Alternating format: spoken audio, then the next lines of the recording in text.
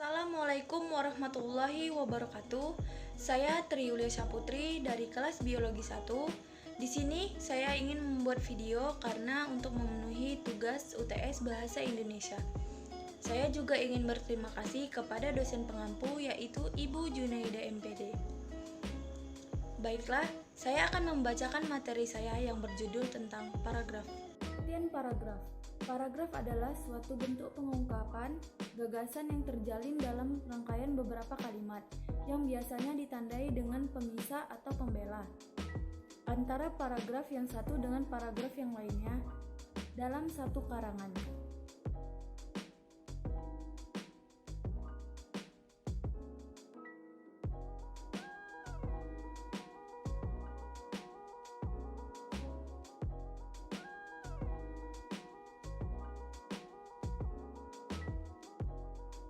Unsur-unsur paragraf. 1. Kalimat topik. Kalimat yang mengungkapkan secara jelas gagasan atau ide dalam setiap paragraf. Kedua, kalimat penjelas. Kalimat yang menjelaskan atau memperluas pemaparan ide pokok. Yang ketiga, kalimat penyimpul. Kalimat kesimpulan atau ringkasan isi dari kalimat penjelas yang terdapat pada paragraf.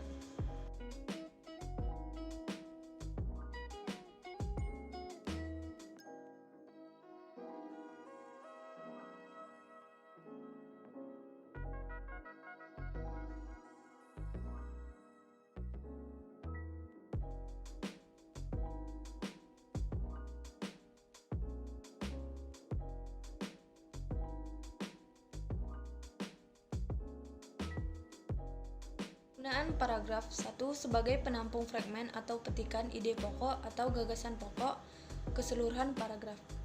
2. Alat untuk memudahkan pembaca memahami jalan pikiran penulisnya.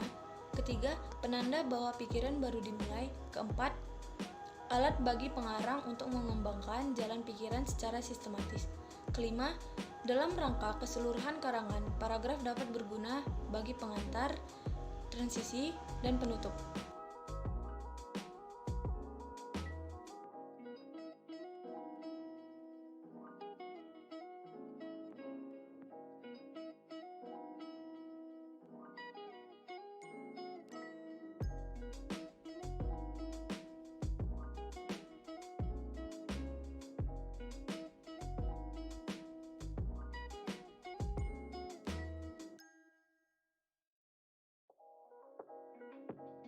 Contoh, kalimat topik, penjelas, dan penyimpul. 1. Surat merupakan alat komunikasi yang paling efektif. Kedua, melalui surat, informasi yang disampaikan dapat diberikan dan dibaca oleh penerimanya langsung. Ketiga, dengan biaya yang lebih murah, surat segera dapat diterima dan diketahui dengan keadaan yang aman. Keempat, artinya informasi tidak dapat disadap oleh orang lain. Kelima, selain itu, informasi yang disampaikan dapat lebih banyak dan komprehensif. Keenam, pendek kata, surat merupakan media komunikasi yang mudah, murah, aman, dan tepat waktu.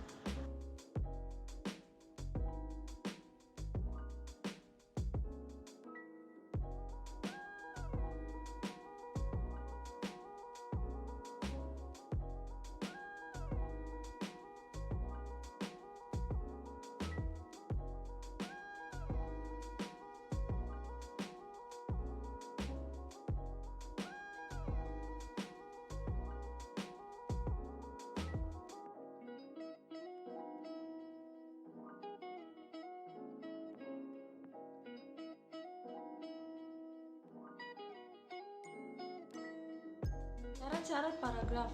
1. Kesatuan. Paragraf yang baik haruslah memiliki satu gagasan utama. Artinya, dalam sebuah paragraf mungkin terdapat beberapa gagasan tambahan atau kalimat penjelas. Tetapi, gagasan-gagasan itu haruslah terfokus pada satu gagasan utama atau kalimat topik sebagai pengendalinya. Kedua, kepaduan. Paragraf dapat dikatakan baik tidak saja hanya karena gagasan utamanya tunggal, tetapi karena kalimat-kalimat dalam paragraf itu terjalin dengan baik. Ketiga, keruntutan. Urutan penyajian informasi dalam paragraf yang baik mengikuti tata urutan tertentu. Keempat, ketuntasan. Syarat yang satu ini mungkin belum banyak orang yang mengetahui, tetapi paragraf yang baik adalah paragraf yang tuntas atau sudah cukup gitu. Kelima, konsistensi sudut pandang. Sudut pandang adalah suatu teknik yang digunakan pengarang dalam menampilkan pelaku dalam ceritanya.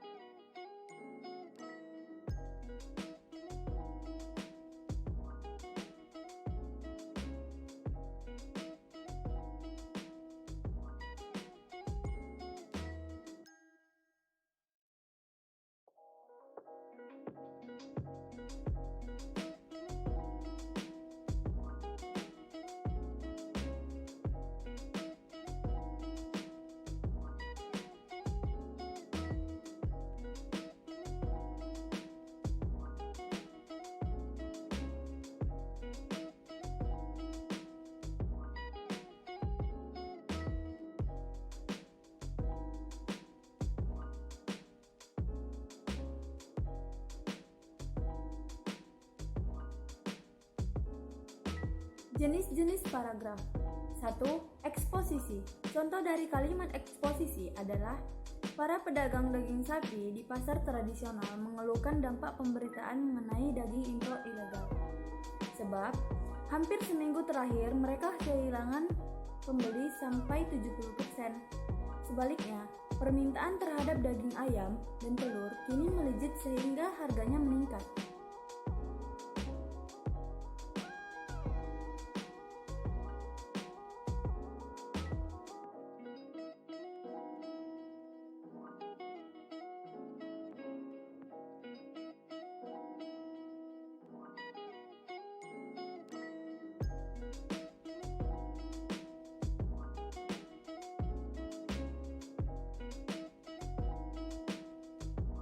Adalah argumentasi. Contoh dari kalimat argumentasi adalah pendidikan di Indonesia adalah pendidikan yang sangat mahal dan tidak terjangkau bagi masyarakat yang tidak mampu. Pada tahun 2010, terdapat 1,8 juta siswa SD hingga SMA yang putus sekolah. Biaya pendidikan yang mahal diperkirakan menjadi sebab tingginya angka putus sekolah di tahun 2010.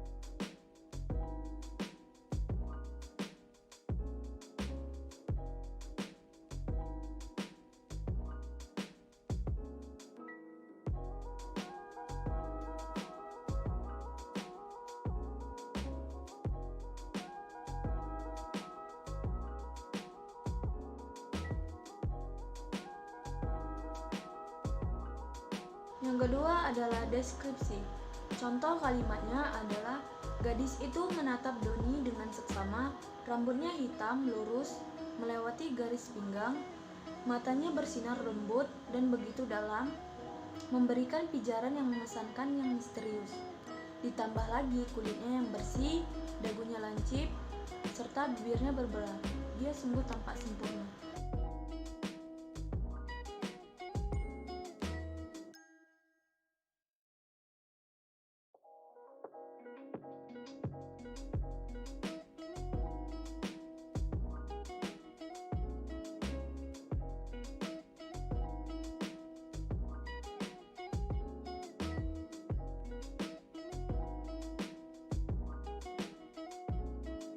Adalah persuasi. Contohnya, banyak orang yang meremehkan sampah, bahkan tidak terpikir hal yang akan ditimbulkannya. Walaupun tempat sampah banyak disediakan, tetapi kepedulian seseorang terhadap sampah sangatlah kurang. Sebagai siswa, kamu sebaiknya menyadari dan memiliki sifat peduli terhadap sampah. Oleh karena itu, buanglah sampah pada tempatnya.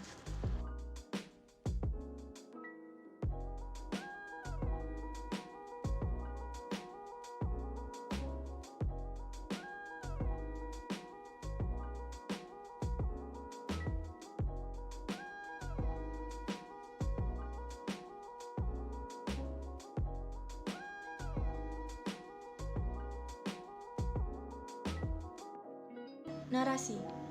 Contohnya, Pergilah adik ke pasar menggunakan sepeda bututnya. Sesampai di pasar, belilah kebutuhan-kebutuhan hidupnya bersama sang ayah yang sakit-sakitan.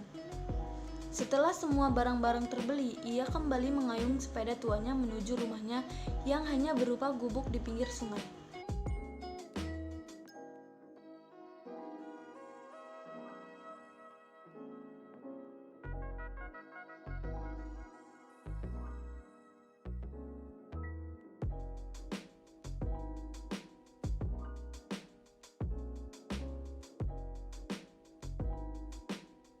Macam paragraf berdasarkan tujuannya. 1. Paragraf pembuka. Dalam sebuah karangan atau kecuali karangan ilmiah, paragraf pembuka umumnya ditulis untuk memancing rasa keingintahuan pembaca terhadap isi artikel secara keseluruhan. Kedua, paragraf penghubung.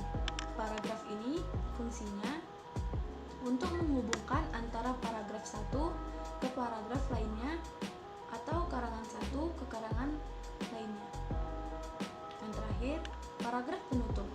Paragraf ini biasanya berisi kesimpulan, saran, harapan, ringkasan, dan penekanan kembali hal-hal penting yang terdapat dalam setiap karangan.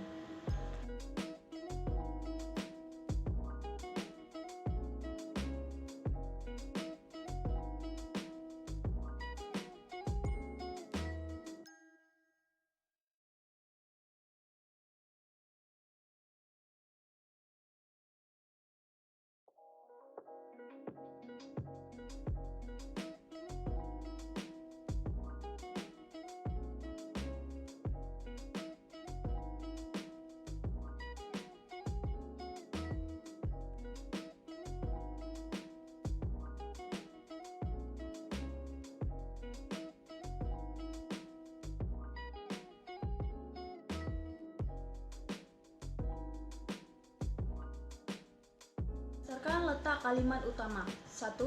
Paragraf deduktif.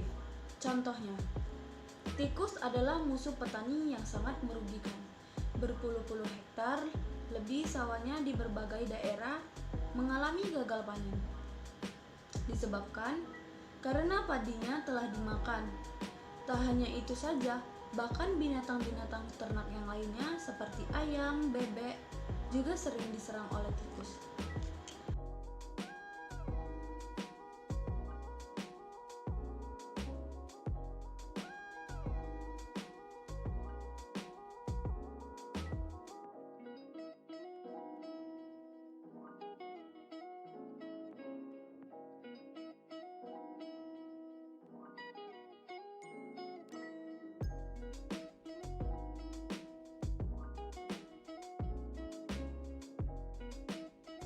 Kedua adalah paragraf induktif. Contohnya, semua orang menyadari bahwa bahasa merupakan sarana pengembangan budaya. Tanpa bahasa, sendi-sendi kehidupan akan lemah. Komunikasi tidak lancar, informasi tersendat-sendat. Memang bahasa merupakan alat komunikasi yang penting, efektif, dan efisien.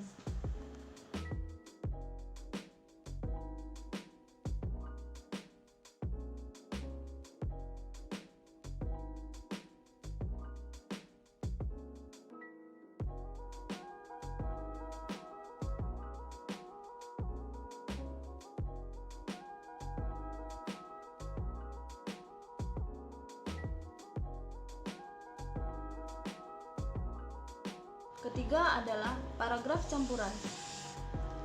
Contohnya, membersihkan rumah telah menjadi kewajiban setiap anggota keluarga, karena rumah yang bersih akan selalu membuat penghuninya merasa nyaman dan tentram. Bukan hanya itu, dengan rutin membersihkan rumah, kita akan terhindar dari bibit-bibit penyakit. Itulah pentingnya selalu membersihkan rumah.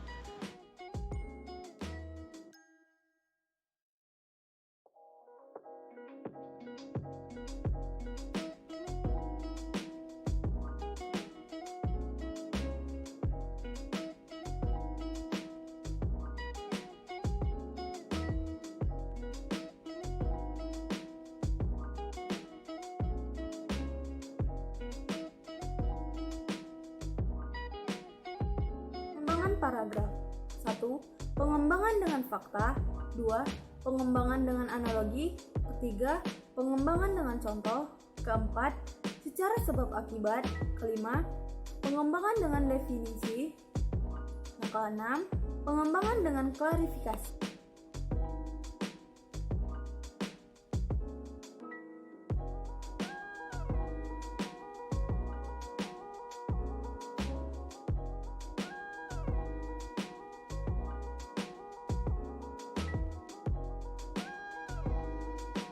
Ciri paragraf 1. Pada kalimat pertama atau utama paragraf harus masuk agak ke dalam dengan beberapa ketukan spasi. Yang kedua, paragraf biasanya digunakan sebagai pikiran utama dalam sebuah kalimat atau topik yang telah ditentukan oleh penulisnya. Yang ketiga, paragraf juga memakai sebuah kalimat penjelas dalam tulisan, di mana kalimat penjelas tersebut berisikan tentang kedetailan dari kalimat topik.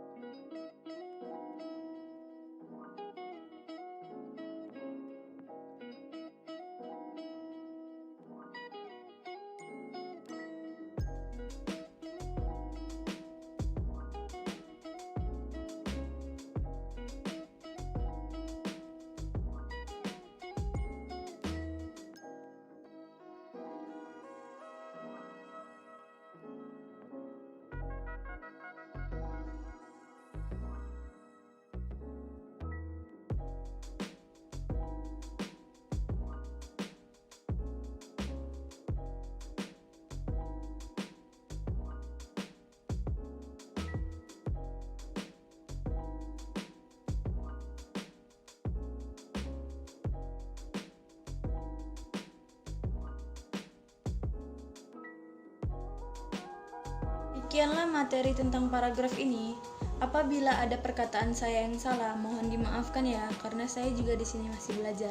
Wassalamualaikum warahmatullahi wabarakatuh.